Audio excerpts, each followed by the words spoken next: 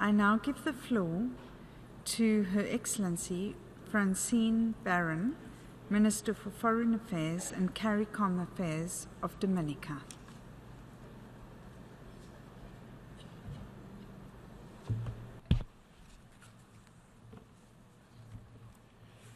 Secretary General of the United Nations, President of the General Assembly, distinguished heads of delegations, Excellencies, ladies and gentlemen.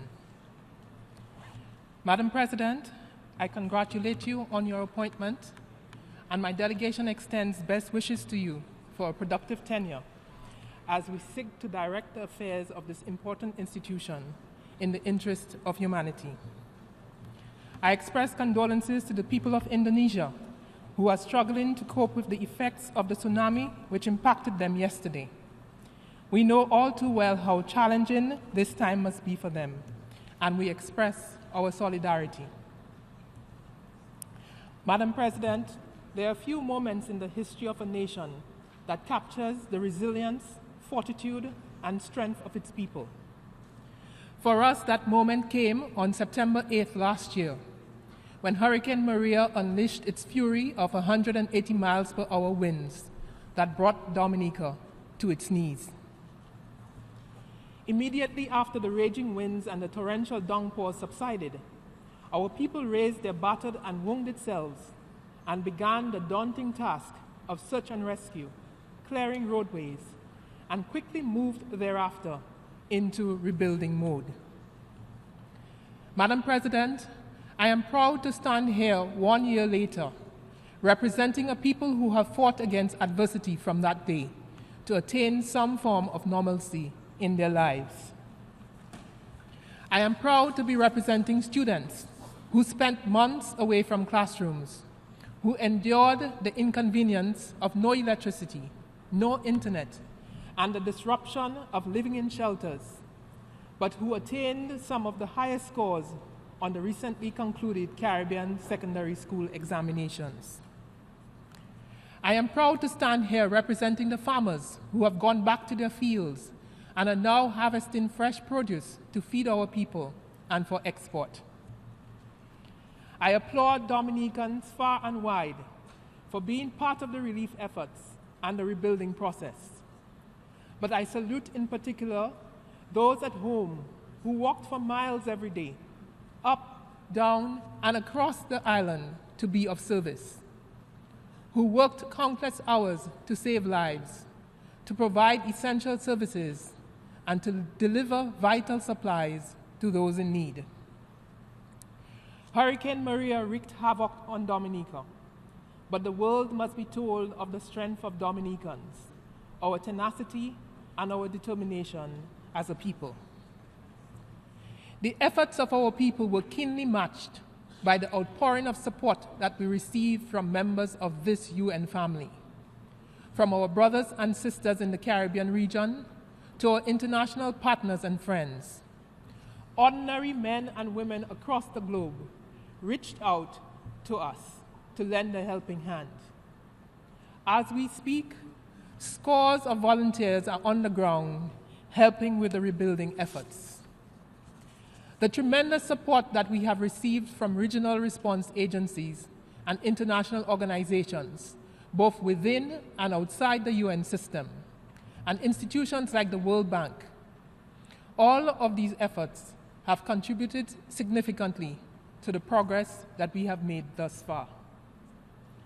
We cannot on this occasion single out those many persons, countries, and organizations that reached out to us. But the people of Dominica are eternally grateful to all of you for standing with us in our darkest hour. Thank you all. Madam President, a few days following the passage of Hurricane Maria, our Prime Minister, Honorable Roosevelt Skerrit, stood before this august body and sounded a call for action. He called for the world to wake up and take note that the war of climate change had come to our shores. He echoed a call to all countries, big and small, developed and developing, to come together to save our planet. 1 year later, where are we? What have we done? what have we achieved? Among and around us are many who still deny the reality of climate change. We have not, as a global community, agreed upon a plan for implementation of the commitments made in Paris at COP21. Additionally, we have not mobilized the resources to capitalize the $100 billion per year, which was agreed upon to assist the most vulnerable to adapt and mitigate against the harmful effects of climate change. While we have failed to live up to these commitments, Arctic ice shelves continue to melt at an alarming rate. The oceans continue to get warmer. Hurricanes and storms continue to develop and threaten countries. Drought becomes more severe and flooding more pronounced. Climate change is therefore the global responsibility of our time. I do not even for a brief moment say this lightly. How could I, standing here in this forum that appeals to our universal humanity? Madam President, we live in a world in which too many children go hungry night after night. A world in which light arms and small weapons continue to infiltrate our most vulnerable societies. A world in which non-communicable diseases account for many preventable deaths. Yes, I agree. Poverty, inequality, and violence are shared responsibilities too. But their modern-day manifestations are wrapped up in climate change. Climate change arises from activities that support and reflect inequalities. And always it is the poor who suffer the most. It is the poor whose lands are impacted by severe droughts and flooding, whose homes are destroyed and loved ones perish. And it is the poor who have the least capacity to escape the heavy burdens of poverty, disease, and death. Madam President, much violence stems directly from climate change-induced scarcity of things, like water or productive lands. Climate change is the main symptom of our world's broken economy, society, and humanity.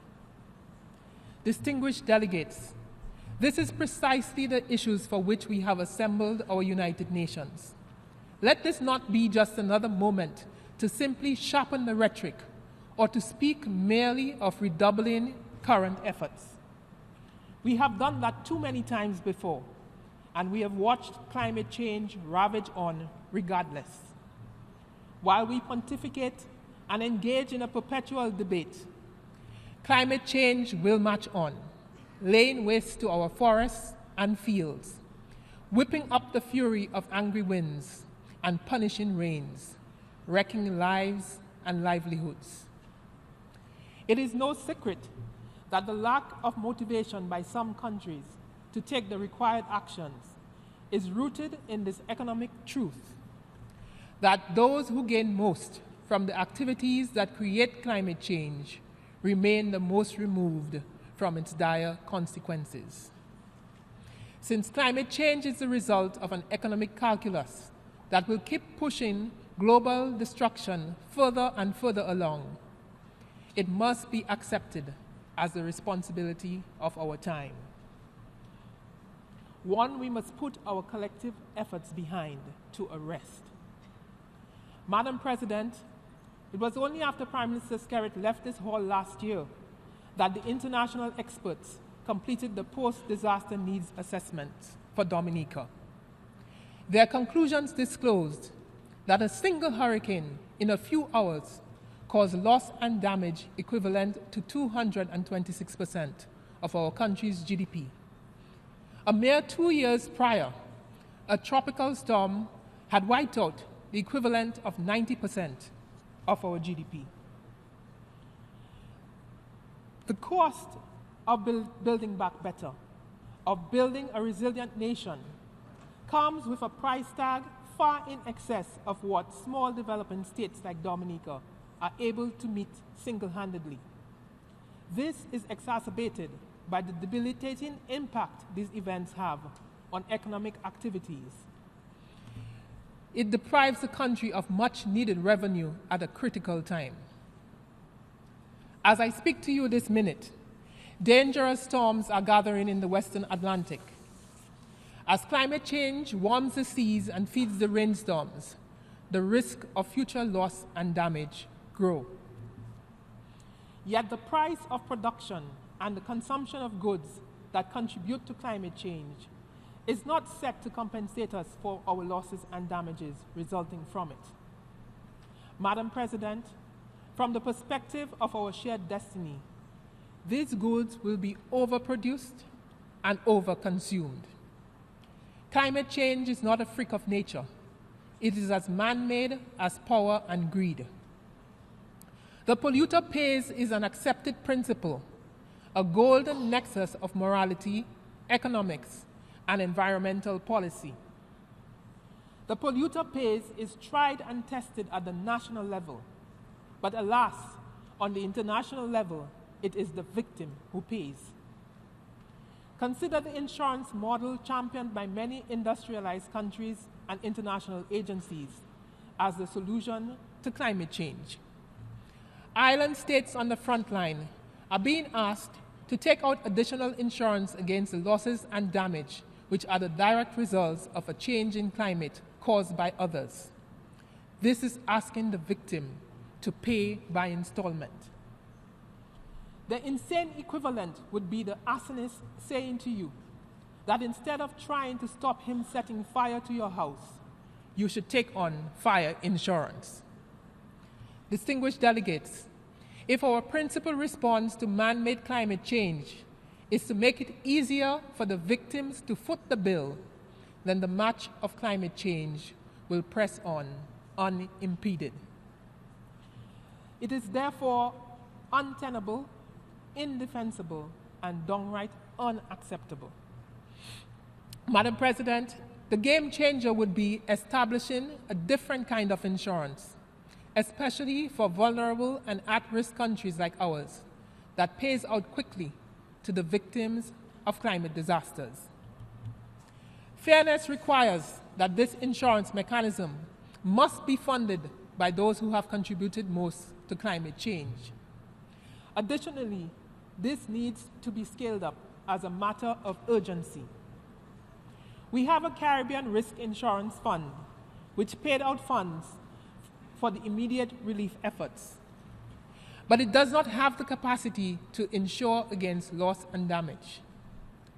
Today, I wish to propose that the United Nations oversee a climate loss and damage insurance fund, where premiums are paid by those who have contributed most and continue to contribute to climate change, and that payouts go quickly to those who suffer the direct consequences of climate disasters, once independently declared to be such.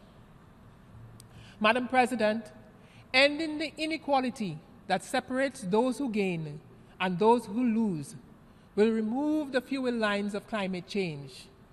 This is what an international community serious about halting climate change must do.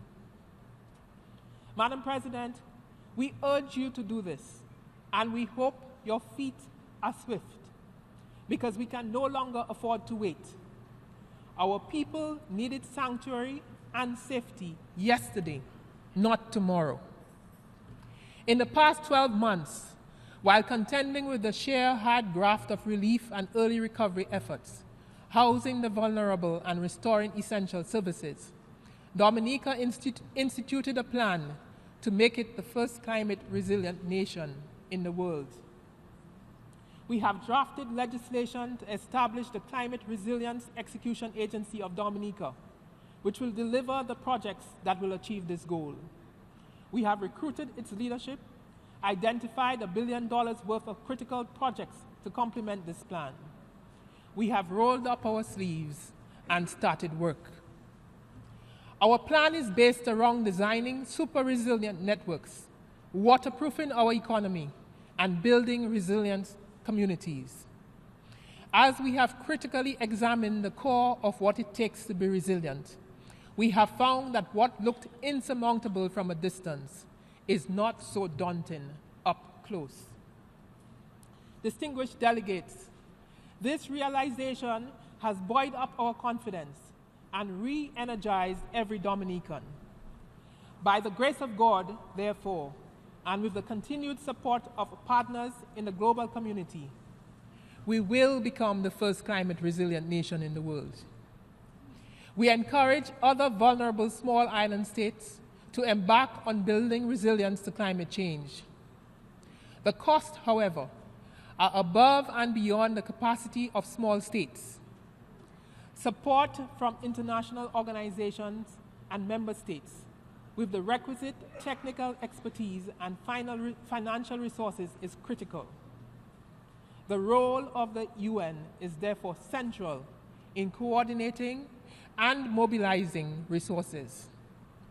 The creation of a special international climate change resilience facility to provide technical and financial resources should be given most urgent attention. The existing global economic and development architecture must facilitate this new development paradigm. Official development assistance must be re-engineered to take into account the vulnerability of small island states and the imperative of building resilience to climate change. The international financial institutions must rethink the classification of debt. It must rethink also for essential services and vital infrastructure. And so, while we battle the effects of climate change, we are supremely conscious that there are many other challenges confronting our region and indeed the wider world. Two emerging global problems brought on by climate change is that of climate migration and disaster refugees. Although not full-blown, some countries that act as safe havens have begun to feel the pressures. This further underscores that the emerging problems brought on by the effects of climate change require urgent global attention. Dominica calls on these United Nations to begin the discourse on both climate migration and disaster refugees while it is still early. Madam President, we champion our region as a zone of peace. We remain extremely concerned about the situation in our sister countries of Venezuela and Nicaragua. We call for support for a process of dialogue to achieve a peaceful resolution for the benefit of the citizens of those nations, while respecting and observing the time-honored international norms of respect for sovereignty and the non-interference in the internal affairs of other nations. Madam President, over many years, this body has debated resolutions to end the economic and financial blockade of our sister country, Cuba. We have long established that maintaining this trade embargo can only have a negative impact on our brothers and sisters in Cuba. Notwithstanding its limitations, the Republic of Cuba has come to the aid of so many around the world, particularly in the areas of healthcare and education, and sometimes in the most trying of circumstances. We add our voice once more to the chorus of voices calling for an end to this blockade. Dominica is in support of a United Nations where young people, who account for over 40% of the world's population, can pursue a global youth agenda with opportunities to dialogue on key issues that impact their development. Similarly, we congratulate the stakeholder group of persons with disabilities and other non-state actors for efforts at advancing opportunities for persons with disabilities to ensure they remain part of the United Nations agenda. Madam President, distinguished colleagues, if we keep looking down at our feet, we will die of sorrow. We choose to look up. We move forward knowing we are not alone on this challenging journey. 12 months ago, the international community heard our cry and have stood with us. This has made us stronger and more motivated. To those who came, we thank you and urge you to stay the course over this next few years. Let us set the example for a better future for all mankind. Let history record what we did and not what we said. What efforts we made to end the march of climate change globally and to reduce our vulnerabilities locally. We together must grasp this moment. Thank you, and God bless these United Nations.